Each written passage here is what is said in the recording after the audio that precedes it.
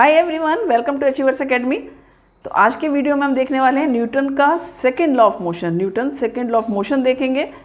बहुत सारे इसमें हमने एग्जाम्पल्स लिए हैं जिससे आपको बहुत अच्छे समझ में आएगा। तो वीडियो ध्यान से देखना, डेरिवेशन भी है यहाँ पर, तो बहुत ध्यान से वीडियो देखना, कंप्लीट वीडियो देखना, बहुत अच्छे समझ में आएगा। शुरू करते हैं वीडियो। तो भाई शुरू करते हैं। Newton second law of motion बहुत ही इंटरेस्टिंग है और ध्यान से देखोगे तो बहुत इजी है समझने में, ठीक है, क्योंकि हमारा एवरीडे लाइफ के कुछ हमारे ऐसे एग्जाम्पल्स हैं जिनको आप इससे कोरिलेट करके दिखा रहे हैं आपको, तो आप बहुत इजीली इसको समझ पाओगे। ठीक है, हमने फर्स्ट लॉ में देखा था कि कोई भी ऑब्जेक्ट रेस्ट पर है तो वो रेस्ट पर रहेगा, कोई भी ऑब्जेक्ट मोशन में है तो वो मोशन में रहेगा, अनलेस कोई फोर्स ना लगाया जाए। ठीक है, किसकी रिक्वायरमेंट होती है? फोर्स की रिक्वायरमेंट होती है to change the rest into motion and motion into rest position. यदि कोई ऑब्जेक्ट रेस्ट पर है तो उसको मोशन में लाने के लिए किसकी ज़रूरत है? फोर्स की। मोशन में है उसको रेस्ट पर लाने के लिए किसकी ज़रूरत है? फोर्स की। मीन्स फोर्स की इंपॉर्टेंस तो हमने देखी कि हाँ, फोर्स बहुत ज़्यादा इंपॉर्टेंट है। तो अब हम देखेंगे कि ये जो फोर्स है इसका फार्मूला क्या है। इसका फार्मूला होता है F = m/a। हम इसको समझेंगे पूरा, इसका मैथमेटिकल डेरिवेशन भी करेंगे, ठीक है। पर इसको करने से पहले, इसका मैथमेटिकली ड्राइव करने से पहले हम क्या करेंगे, कुछ हम एग्जाम्पल्स देखते हैं। ये एग्जाम्पल्स क्या है? देखो, ये आप एक एग्जाम्पल देख रहे हो, ये कैच लिया जा रहा है, बॉल को पकड़ा जा रहा है, बॉल आ रही है और ये जो है वो खिलाड़ी कैच लेने के लिए तैयारी कर रहा है। ये बहुत फास्ट बॉल है और ये बहुत स्लो बॉल है। अब कोई स्लो बॉल आ रही है, आपने कैच लेंगे तो कोई आपके हाथों पे इम्पैक्ट नहीं पड़ेगा, उसका कोई दिक्कत नहीं आएगी, मीन्स हर्ट नहीं होगा। और फास्ट बॉल आ रही है, अचानक से बहुत तेज़ फास्ट आ रही है बॉल, एकदम तेज़ी से आ रही है और आपने हाथ में बॉल ली तो क्या होगा? ये आपके हाथ को हर्ट कर सकती है। क्यों? क्योंकि देखो, यहाँ पर दो चीज़ें हम देखने वाले हैं। बॉल तेज़ी से आ रही है, मीन्स इसमें वेलोसिटी है, ये वेलोसिटी ज़्यादा है। ये बॉल स्लो आ रही है, मीन्स इसमें वेलोसिटी कम है। तो हमने क्या देखा इसमें? एक तो वेलोसिटी देखी कि वेलोसिटी का इम्पैक्ट हुआ, अभी वेलोसिटी कम थी, कम इम्पैक्ट हुआ, वेलोसिटी ज़्यादा थी, ज़्यादा इम्पैक्ट हुआ, ठीक है। और इम्पैक्ट क्या रहा है? मतलब फोर्स तो ही लग रहा है, तेज़ी से आपके लग रही कोई चीज़, मीन्स वो तेज़ फोर्स के साथ लग रही है। दूसरा हम क्या देखेंगे यहाँ पर, ये हमने बॉल देख रहे हैं हम लगभग एक सी है, तो इसका जो मास है वो तो सेम है, इसका भी मास जो है और इसका मास है, दोनों का मास m है, सेम है, लेकिन वेलोसिटी में अंतर है। ये वेलोसिटी हाई है, ये वेलोसिटी स्लो है। तो जब तेज़ वेलोसिटी से कोई चीज़ आ रही है तो हमें चोट ज़्यादा पहुंचाएगी, स्लो वेलोसिटी से आ रही है कम चोट पहुंचाएगी, ऑफ द सेम मास। मास यहाँ पर सेम है, ठीक है। यहाँ पर हम क्या देख रहे हैं? यहाँ पर दो बॉल हम फिर देख रहे हैं। ये बॉल बहुत हैवी है, ये बॉल लाइट है वेट में, लेकिन हम तीसरी चीज़ क्या देख रहे हैं? यहाँ पर वेलोसिटी सेम है। तो यहाँ पर सपोज़ ये इसका मास हम कर देते हैं m और h कर देते हैं, m मास हैवी है, ये m लाइट कर देते हैं, मास लाइट है, वेलोसिटी दोनों की सेम है, v कर लेते हैं। तो क्या हुआ? जब मास मोर है और मास लेस है तो किसका इम्पैक्ट कम होगा, किसका ज़्यादा होगा? जब मास कम है, क्योंकि वेलोसिटी तो सेम है, तो वेलोसिटी का तो यहाँ पर कोई इतना इशू नहीं है, लेकिन मास यहाँ पर कम है। मास क्या है यहाँ का? लेस है, तो लेस मास है तो यहाँ पर फोर्स कम लगेगा, ठीक है, जो इम्पैक्ट होगा वो कम होगा, यहाँ पर इम्पैक्ट ज़्यादा होगा। तो यदि हम मास और वेलोसिटी की बात करें तो ये मास और वेलोसिटी की क्या है? ये हमारा हो जाता है एक मोमेंटम। मोमेंटम क्या होता है? मोमेंटम एक अलग यूनिट हो जाती है आपकी, ठीक है। और मोमेंटम प्रोडक्ट होता है किसका? मास और वेलोसिटी का, ठीक है। मीन्स यदि मास भी ऑब्जेक्ट का ज़्यादा है और वेलोसिटी भी ज़्यादा है तो मोमेंटम भी ज़्यादा होगा, या एक चीज़ भी ज़्यादा है तो अभी मोमेंटम ज़्यादा होगा। मोमेंटम को शो करते हैं p से और हम मास को m से करते हैं, वेलोसिटी को v से। तो ये दो चीज़ों को आप यहाँ पर देखोगे सेकेंड लॉ ऑफ मोशन में। एक है आपका मोमेंटम और दूसरा आपका फोर्स। इन दो को हम डिस्कस कर रहे हैं, ठीक है। और एग्जाम्पल देखते हैं। अब ये एक ट्रक है, काफ़ी हैवी ट्रक दिख रहा है, इसकी बॉडी आप देख रहे होगे, ये लगेज ट्रक है और काफ़ी हैवी होते हैं, क्योंकि ये सपोज यदि कार वगैरह भी लाते हैं तो इनके अंदर बहुत मास होता है, और ये एक सिंगल कार है। तो किसका मास ज़्यादा है? ऑब्वियस सी बात है कि मास किसका ज़्यादा होगा? इसका मास ज़्यादा होगा, ट्रक का, और कार का मास कम है। यदि वेलोसिटी दोनों की सेम है, वेलोसिटी क्या है? दोनों की इक्वल है, तो किसका इम्पैक्ट ज़्यादा होगा? किसका मोमेंटम ज़्यादा होगा? मोमेंटम किसका ज़्यादा होगा? इस वाले का मोमेंटम ज़्यादा होगा, क्योंकि मोमेंटम क्या है आपका? Mass into velocity. तो यदि मास सेम है, मास एक का ज़्यादा है एक का कम है, लेकिन वेलोसिटी सेम है, तो अभी मोमेंटम किस में ज़्यादा होगा? जिसका मास ज़्यादा है। यहाँ पर मोमेंटम आपका कम हो जाएगा कंपैरेटिवली। समझ में आ रही बात? तो यहाँ पर हमने अभी तक क्या देखा? मोमेंटम देखा। यहाँ भी हम क्या देखेंगे? मोमेंटम किस में ज़्यादा हुआ? पी की वैल्यू कहाँ पर ज़्यादा होगी? जहाँ पर वेलोसिटी ज़्यादा है, मास तो सेम है दोनों में, तो यहाँ पर मोमेंटम ज़्यादा हो जाएगा।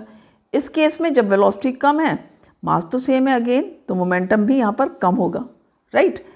इसी तरह से यहाँ पर मास ज़्यादा है इस बॉल का, ठीक है, इस बॉल का मास ज़्यादा है, तो मोमेंटम भी यहाँ पर ज़्यादा होगा, क्योंकि वेलोसिटी सेम है दोनों की। यहाँ पर मास कम है और वेलोसिटी तो सेम है, तो मोमेंटम यहाँ पर कम होगा। मीन्स मोमेंटम कब कम या ज़्यादा हो रहा है? जब या तो दोनों चीज़ें ज़्यादा हों या कोई भी एक चीज़ ज़्यादा हो। जैसे मैं आपको एक एग्जांपल दूँ, टेनिस की बॉल है, बहुत लाइट वेट होती है, वो भी उसी स्पीड से आ रही है जिस स्पीड से क्रिकेट बॉल आई। तो टेनिस की बॉल आपको ज़्यादा हर्ट करेगी या क्रिकेट बॉल? बहुत सिंपल सा आंसर आप दे दोगे कि मैम क्रिकेट की बॉल ज़्यादा हर्ट करेगी, क्योंकि वो हैवी है। अभी आपने यहाँ पे मोमेंटम नहीं सोचा है, लेकिन ये हमें पता है कि हाँ क्रिकेट की बॉल हैवी है और टेनिस की बॉल लाइट है, तो वो कम हर्ट करेगी हमको, क्योंकि उसका मोमेंटम कम होगा। अब आप सोचोगे अच्छा मोमेंटम की वजह से ऐसा हो रहा है, क्योंकि अब आप क्या पढ़ रहे हो? मोमेंटम। अभी तक आपने जब मोमेंटम नहीं पढ़ा तो आपको ये तो नहीं पता कि क्यों ऐसा होता है, लेकिन हाँ आपको पता है कि क्रिकेट की बॉल उसी स्पीड से आएगी तो हमें ज़्यादा हर्ट करेगी। तो यही होता है। अब सपोज बहुत कॉमन एग्जाम्पल है, अगेन एक कार है, वो बहुत हाई स्पीड में आ रही है, 120 की स्पीड से चल रही है, ठीक है, और वो एक ट्रक आ रहा है सामने से, उससे उसका एक्सीडेंट हो जाता है, ठीक है। तो कार की स्पीड बहुत ज़्यादा है, कार का मास भी ज़्यादा है, उधर ट्रक की भी स्पीड ज़्यादा है, ट्रक का भी मास ज़्यादा है। तो दोनों में जब टक्कर हुई तो क्या हुआ? इम्पैक्ट बहुत ज़्यादा हुआ, क्योंकि मास भी ज़्यादा है, स्पीड भी ज़्यादा है, ठीक है। अब यहाँ पर एक और चीज़ आप देख रहे हो, ये क्या देख रहे हो आप कि ये कार है और इस कार को ये पुश कर रहा है, ठीक है। आप देख रहे होगे कि जो इसका पोस्चर है बॉडी का, आपको लग रहा होगा कि हाँ बहुत जो है वो मेहनत से पुश किया जा रहा है, ज़्यादा फोर्स लगाया जा रहा है, ठीक है। अब क्या हो रहा है? जब ये फोर्स लगा रहा है, उसको पुश कर रहा है, तो कार एक्सिलरेट करने में नहीं आ पा रही है, बहुत हल्के से थोड़ी देर पुश किया, नहीं एक्सिलरेट कर पाई, इंजन बैटरी डेड है। क्या होता है जब बैटरी डेड होती है तो आप लोग क्या करते हो? कभी आपने देखा होगा रोड पर भी कोई पुश करके गाड़ी को ले जाता है, थोड़ी दूर ले जाता है, फिर गाड़ी अपने आप से स्टार्ट ले लेती है, ठीक है। अब ये भी वही काम कर रहा है, कार की बैटरी जो है वो ख़त्म हो चुकी है, ये जो है उसको पुश करके उसको बैटरी इंजन स्टार्ट करने की कोशिश कर रहा है, ड्राइवर अंदर बैठा हुआ है, वो उसने एक्सीलरेटर दे रखा है, ठीक है। अब इसने सपोज़ यहाँ पर थोड़ी दूर तक दिया पुश, कुछ फ़र्क नहीं पड़ा, लेकिन वही पुश ज़्यादा देर तक दिया तो इंजन स्टार्ट कर जाता है। मैंने 2 शब्द बोले यहाँ पर कि थोड़ी देर किया पुश, ठीक है, फॉर सेइंग 2 मिनट किया, कुछ फ़र्क नहीं पड़ा, और वही 7-8 मिनट तक गया तो फ़र्क पड़ा। तो यानी मैंने क्या देखा, क्या कहा तुमसे? टाइम। तो यानी कि मोमेंटम पर एक और चीज़ का जो इम्पैक्ट होता है वो किसका इम्पैक्ट होता है? टाइम का, ठीक है। तो जो गाड़ी ने स्टार्ट लिया उसमें किसका रोल हुआ? टाइम का, क्योंकि पुश तो कर रहा है ये उसी फोर्स से कर रहा है, गाड़ी का मास भी वही है, लेकिन कितने टाइम में वो पुश होकर उसको एक्सेलरेट कर पाया ये डिपेंड करता है। तो यानी एक और फैक्टर यहाँ पर काउंट हो जाता है, दैट इज़ टाइम। आगे बात समझ में? तो हमने यहाँ पर अभी मोमेंटम देखा है कि मोमेंटम क्या है आपका? मास इनटू वेलोसिटी, और जितना ज़्यादा मास होगा, जितनी ज़्यादा वेलोसिटी होगी, उतना ज़्यादा मोमेंटम होगा। मास कम होगा, वेलोसिटी ज़्यादा। अब यही बात मैं आपको बताऊँ, एक बहुत अच्छे एग्जाम्पल है, बुलेट है।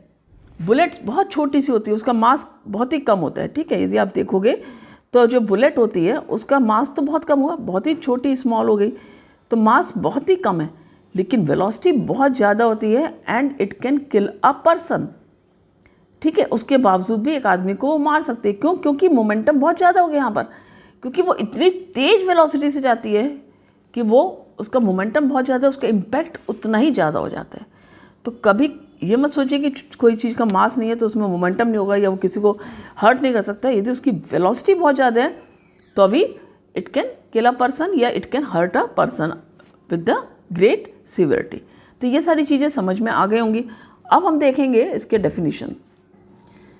तो सेकेंड लॉ ऑफ मोशन क्या कहता है? सेकेंड लॉ ऑफ मोशन कहता है that the second law of motion states that the rate of change of momentum. अब देखो यहाँ पर क्या आ रहा है? Rate of change of momentum. Rate word जहाँ पर आता है वहाँ टाइम से रिलेट हो जाता है। जैसे मैंने आपको कहा कि कार को पुश किया उसने एक्सेलरेट करने के लिए, 2 मिनट किया कुछ नहीं हुआ, 7 मिनट किया तो कार एक्सेलरेट हो पाई। तो यहाँ पर किसने फैक्टर ने काम किया? टाइम ने। तो rate of change of momentum of an object is proportional to the applied unbalanced force in the direction of force। ठीक है, हमने ये देखा था कि अनबैलेंस्ड फोर्स से ही कोई स्टेट चेंज हो सकती है, मोशन हो सकता है, एक्सेलरेशन हो सकता है। तो जो अप्लाइड फोर्स है, जो कि अनबैलेंस्ड अप्लाइड फोर्स है इन द सेम डायरेक्शन, वो और rate of change of momentum जो है वो प्रोपोर्शनल होते हैं। तो हम यहाँ पर क्या लिख सकते हैं? Rate of change of momentum. Rate of change of momentum is directly proportional to force। कौन सा फोर्स? Net force. ठीक है, किस डायरेक्शन में? फोर्स की डायरेक्शन में, राइट। ठीक है, rate of change of momentum is proportional to net force. अब हमें पता है जो मोमेंटम है वो किसके बराबर होता है? Mass into velocity. और जो फोर्स हमने कहा वो किसके बराबर होता है? Mass into acceleration. तो हम अभी इसको डिराइव करेंगे। इससे पहले ये समझ लो कि वेलोसिटी क्या है? एक वेक्टर क्वांटिटी है, तो मोमेंटम भी क्या होगा? एक वेक्टर क्वांटिटी होगा। मीन्स इसमें डायरेक्शन और मैग्नीट्यूड दोनों होंगे। उसी तरह से एक्सेलरेशन भी एक वेक्टर क्वांटिटी है, तो फोर्स भी एक वेक्टर क्वांटिटी होगा। यहाँ तक समझ में आ गया? क्लियर? Very good. अब सपोज यहाँ पर देखो, हमने देखा rate of change of momentum is proportional to net force, right. अब सपोज कार है, कार मूव कर रही है, ठीक है, और कार का मास क्या है? Mass of the car is m। Car किस वेलोसिटी से मूव कर रही है? जो इनिशियल वेलोसिटी हुई कार की, इनिशियल वेलोसिटी, वो हम क्या लिखेंगे? Suppose u। हमें पता है इनिशियल वेलोसिटी को हम किससे रिप्रेजेंट करते हैं? By letter u। अब विद द यूनिफॉर्म एक्सेलरेशन से मूव कर रही है कार। कैसे मूव कर रही है? In uniform acceleration. तो जब कार यूनिफॉर्म एक्सेलरेशन से मूव करेगी तब क्या होगा? जो कार की वेलोसिटी है, फाइनल वेलोसिटी है, वो क्या हो जाएगी? It's final velocity will be v। ठीक है, हमें पता है यदि कार यूनिफॉर्म वेलोसिटी से एक्सेलरेशन से मूव कर रही है तो उसकी फाइनल वेलोसिटी v हो गई। तो हमने दोनों मोमेंटम देख लेने हैं। अब सपोज जो कार का फाइनल मोमेंटम है वो क्या होगा और इनिशियल मोमेंटम क्या होगा वो देख लेते हैं। तो इसका जो इनिशियल मोमेंटम हुआ, इनिशियल मोमेंटम p1 कर लेते हैं, ये हो जाएगा आपका mu। तो इनिशियल मोमेंटम हो गया p1 is equal to mu, mass and initial velocity. और जो मोमेंटम चेंज हुआ, क्योंकि जब एक्सेलरेशन से गाड़ी जा रही है फाइनल वेलोसिटी v पर पहुंची, तो जो मोमेंटम चेंज हुआ p2 वो क्या हो गया? mv हो गई उसकी वैल्यू। ठीक है, तो चेंज ऑफ मोमेंटम क्या हुआ? हम लिख सकते हैं यहाँ पर चेंज ऑफ मोमेंटम। ये क्या हो गया आपका? p2 minus p1। ठीक है, तो हम लिख सकते हैं यहाँ पर change of momentum, change of momentum is directly proportional to p2 minus p1। ठीक है, हमें पता है p2 की वैल्यू क्या है? p2 है आपका mv और p1 की वैल्यू क्या है? mu। ये वैल्यूज़ हम यहाँ पर पुट कर देंगे। तो चेंज ऑफ मोमेंटम हम फिर लिख सकते हैं प्रोपोर्शनल टू वैल्यू पुट कर देंगे mv माइनस mu, और सिंपली मैं क्या लिख सकती हूँ यहाँ पर m कॉमन लेकर के v माइनस u। ये हो गई मेरी वैल्यू चेंज ऑफ मोमेंटम की। ध्यान समझ में आ रहा है ना, क्लियर? ये हमने क्या निकाल लिया, चेंज ऑफ मोमेंटम। अब चेंज ऑफ मोमेंटम हमने देखा m bracket v minus you, या सिंपली कह सकते हो mv माइनस mu। अब यदि मैं यहाँ पर rate of change of momentum करती हूँ, क्या कर दिया मैंने, rate of change of momentum, ठीक है, क्योंकि हमें क्या देखना है, rate of change of momentum. तो ये प्रोपोर्शनल क्या हो गया, m v minus u as usual जो हमने देखा है ऊपर, लेकिन हमने क्या लिखा, रेट। तो जब भी रेट की बात हम करते हैं ये किससे रिलेटेड होता है, टाइम से, अपॉन टाइम। तो m v minus u upon time. अब v minus u upon time, तो यहाँ पर क्या आ गया हमारा, rate of change of momentum that is proportional to m v minus u upon t।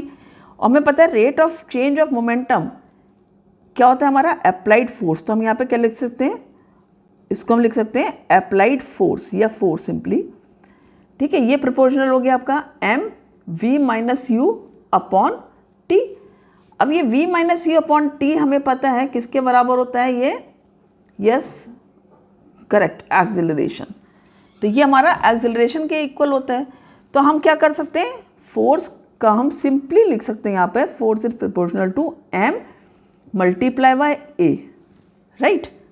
अब ये जो प्रोपोर्शनलिटी साइन है, ये जो एक्सप्रेशन है, इसको हमें हटाना होता है। इसको हम इज इक्वल टू से हटाते हैं और साथ में हम क्या करते हैं, कांस्टेंट लगा देते हैं। तो क्या लिख सकती हूँ मैं यहाँ पर, force F is equal to, force को रिप्रेजेंट करते हैं कैपिटल F से, इज इक्वल टू के m इंटू ए, ठीक है। अब यहाँ पर यदि हम कहें कि फोर्स हमारा, फोर्स की वैल्यू 1 न्यूटन है सपोज, मास 1 किलोग्राम है, एक्सेलरेशन 1 मीटर पर सेकेंड है, ठीक है। यानी F की वैल्यू यदि मैं कहूँ, फोर्स की यूनिट क्या है आपकी, न्यूटन। फोर्स 1 न्यूटन है सपोज, मास हमारा क्या है 1 किलोग्राम है, और एक्सेलरेशन की वैल्यू हम कहते हैं 1 मीटर पर सेकेंड स्क्वायर है। तो K क्या हो जाएगा आपका, K इज इक्वल टू 1 आ जाएगा। आ रही बात समझ में? यदि मैं सब जगह यहाँ पर 1 1 1 कर देती हूँ K, तो K की वैल्यू क्या आ गई, 1 आ गई, ठीक है। अब K यदि 1 आ जाता है हमारा, K की वैल्यू हमारी 1 आ गई, मीन्स हम क्या कर सकते हैं, K हटा सकते हैं यहाँ से। हम सिंपली लिख सकते हैं F is equal to m into a. यही एक्सप्रेशन हमको निकालना था, F is equal to m into a. यहाँ तक समझ में आ गया? मीन्स फोर्स किसके बराबर है, अप्लाइड फोर्स किसके बराबर है, मास इंटू एक्सेलरेशन। मास है और कितना एक्सेलरेशन प्रोड्यूस हुआ ऑब्जेक्ट में। फिर यहाँ पर हम इसकी यूनिट देख लेते हैं। देखो जो F की SI यूनिट होगी वो क्या होगी, F is equal to mass into acceleration है। मास की यूनिट क्या होती है, किलोग्राम, और एक्सेलरेशन क्या होता है, मीटर पर सेकेंड स्क्वायर। तो जो आप फोर्स की यूनिट लिख सकते हो वो ये भी लिख सकते हो आप, और इसको ऐसे भी लिख सकते हो, किलोग्राम मीटर पर सेकेंड स्क्वायर। दूसरा आप क्या लिखते हो, फोर्स की यूनिट क्या होती है आपकी, न्यूटन, ठीक है, जिसको हम किससे रिप्रेजेंट करते हैं, कैपिटल N से। तो यदि 1 किलोग्राम किसी ऑब्जेक्ट का मास है और 1 मीटर पर सेकेंड स्क्वायर उसका एक्सेलरेशन प्रोड्यूस होता है, तो फोर्स कितना होगा, 1 न्यूटन होगा। तो इस तरह की डेफिनेशंस आपको बहुत आती हैं, ये याद रखना है। यहाँ पर ये जो आपके एग्जाम्पल देखने में आ रहा है, इसमें क्या देख रहे हो आप कि यहाँ पर फोर्स लगाया जा रहा है, मास यहाँ पर कम है। कम मास होने की वजह से क्या होगा, स्पीड अच्छे से बढ़ रही है, एक्सेलरेशन प्रोड्यूस हो रहा है।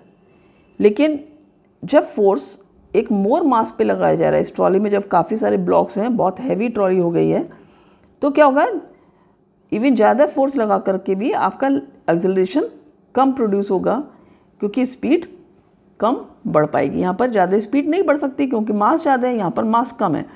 तो जो एक्सेलरेशन हो रहा है, आपने देखा एक्सेलरेशन कब प्रोड्यूस ज़्यादा हो रहा है, जब मास कम है। एक्सेलरेशन कब कम प्रोड्यूस हो रहा है, जब मास ज़्यादा है। और फोर्स जब ज़्यादा होगा तो एक्सेलरेशन ज़्यादा होगा, फोर्स कम होगा तो एक्सेलरेशन कम होगा। तो यानी हमारा जो इक्वेशन है वो क्या है, F is equal to m into a. तो यहाँ पर A जो कि एक्सेलरेशन है वो किस पे डिपेंड कर रहा है, A डायरेक्टली प्रोपोर्शनल है आपके फोर्स के और इन्वर्सली प्रोपोर्शनल है मास के, ठीक है। तो A कब ज़्यादा होगा, ए ज़्यादा होगा जब फोर्स ज़्यादा लगेगा। ए कब कम हो जाएगा, एक्सेलरेशन कब कम होगा, जब फोर्स कम लगाया जाएगा। दूसरी कंडीशन में यदि मास के में देखें तो एक्सेलरेशन कब ज़्यादा होगा, जब मास कम होगा ऑब्जेक्ट का। समझ में आ रहा है? तो किस तरह इन्वर्सली प्रोपोर्शनल है, मीन्स मास कम होगा तो एक्सेलरेशन ज़्यादा होगा, और यदि मास ज़्यादा हो जाएगा तो एक्सेलरेशन कम हो जाएगा। जो हम इसमें देख रहे हैं कि यहाँ पर मास ज़्यादा है तो एक्सेलरेशन कम प्रोड्यूस हो रहा है, और मास कम है यहाँ पर तो एक्सेलरेशन ज़्यादा प्रोड्यूस हो रहा है। लेकिन फोर्स की एक्सेलरेशन डायरेक्टली प्रोपोर्शनल है। ठीक है, a equal to F upon m है। यदि मैं इसको ऐसे लिखूँ, a is directly proportional to F हो जाएगा, और a is inversely proportional to m. आपको क्लियर समझ में आ गया कि ये एफ के फोर्स के डायरेक्टली प्रोपोर्शनल है और मास के इन्वर्सली प्रोपोर्शनल है। क्लियर समझ में आ गया यहाँ तक? Good. Second law of motion के आप कुछ इम्पैक्ट, कुछ एप्लीकेशंस अपने एवरीडे लाइफ में देखते ही हो। जैसा कि मैंने पहले भी बताया कि ये आप क्या देख रहे हो, ये क्रिकेट प्लेयर है, कैच ले रहा है। तो जब भी आप कैच लेते हो, आप खुद भी खेलते होगे, बहुत बच्चे आप में से खेलते होंगे क्रिकेट, तो जब कैच लेते हो तो जैसी बॉल आ रही है, क्या सीधे यहाँ पर हाथ बढ़ा के कैच लेते हो या फिर इस पोजीशन में लेते हो? क्योंकि यदि आप इस पोजीशन में लेते हो तो ये बहुत ज़्यादा तेज़ चोट लगती है आपके। लेकिन ये जो सही मेथड है कैच लेने का वो ये है। क्यों? क्योंकि देखो यहाँ पर क्या हुआ, उसने बॉल हाथ में ले ली है, फिर धीरे धीरे करके हाथ को नीचे ला रहा है। तो ये नीचे क्यों ला रहा है? अब क्वेश्चन है कि यहाँ पर इसने डायरेक्ट क्यों नहीं लेना है, या ये नीचे ला रहा है तो ये सही क्यों है? देखो डायरेक्टली क्या हुआ कि एक बॉल है जिसका मास तो है ही है, वेलोसिटी बहुत ज़्यादा हाई है, तो क्या हुआ, बहुत तेज़ मोमेंटम हुआ। तो ये जब हमारे हाथ पे लगेगी, यदि हमने कैच डायरेक्ट ले लिया तो क्या होगा, मोमेंटम यहाँ पर क्या हुआ, एकदम से वेलोसिटी, हाई वेलोसिटी है, और एकदम वेलोसिटी अभी हाई है, अभी एकदम से वेलोसिटी यहाँ पर ज़ीरो पे आ जाएगी। तो जो ज़ीरो पे आ गई और टाइम कुछ भी नहीं लगा, तुरंत ज़ीरो पर आ गई जैसे हाथ में टकराई। तो क्या हुआ, मोमेंटम हाई से ज़ीरो पे आ गया, क्योंकि वेलोसिटी ज़ीरो होगी तो मोमेंटम ज़ीरो हो गया। तो फोर्स जो इम्पैक्ट होगा वो बहुत ज़्यादा होगा, बहुत ज़्यादा हर्ट होगा।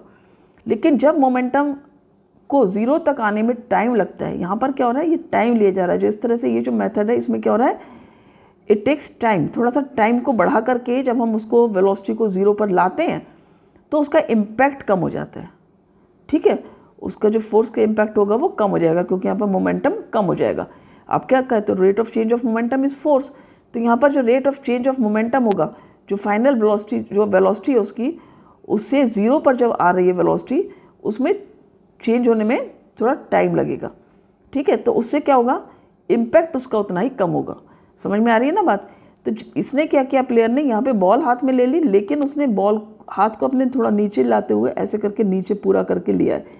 इससे क्या होगा, जो वेलोसिटी, अभी वेलोसिटी यहाँ पर कंटिन्यू है बॉल की, तो बॉल की कंटिन्यू वेलोसिटी पहले क्यों हाई वेलोसिटी थी, फिर वो धीरे धीरे स्लो होकर के फिर ज़ीरो पर आ रही है, मीन्स टाइम लग रहा है। तो यहाँ पर ज़ीरो तक आने में उसने जो टाइम लिया उसकी वजह से क्या होगा, उसका इम्पैक्ट कम हो जाएगा, हर्ट कम होगा।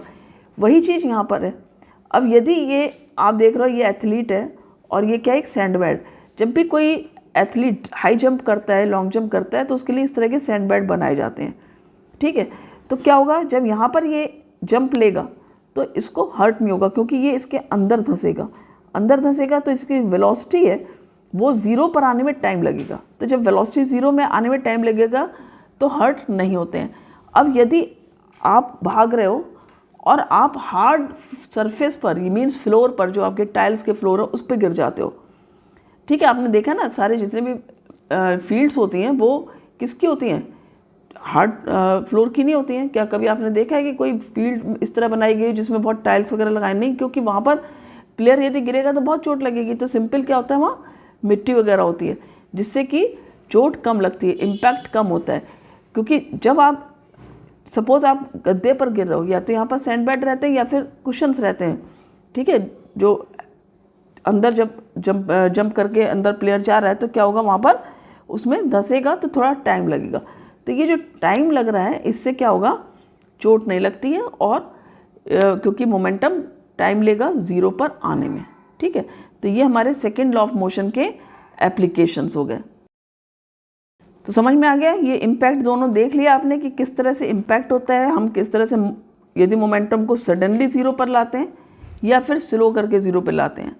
तो उसमें क्या होगा, अंतर हो जाता है। यहाँ पर स्लो होते होते 0 पर आया। इसी तरह से सैंड बेड में क्या होगा, जब ये प्लेयर अंदर जा रहा है, एथलीट अंदर जा रहा है, थोड़ा सा धंसेगा तो मोमेंटम 0 होने में टाइम लेगा। तो इस तरह से क्या होगा, हर्ट कम होगा। तो आ गया होगा समझ में आपको सेकेंड लॉ ऑफ मोशन अच्छे से। आई होप सारे आपके जितने भी डाउट्स होंगे क्लियर हो गए होंगे इस वीडियो में। कमेंट करके बताना यदि आपको वीडियो अच्छा लगता है। So thank you for watching the video. मिलते हैं नेक्स्ट वीडियो में, उसमें हम देखेंगे थर्ड लॉ ऑफ मोशन।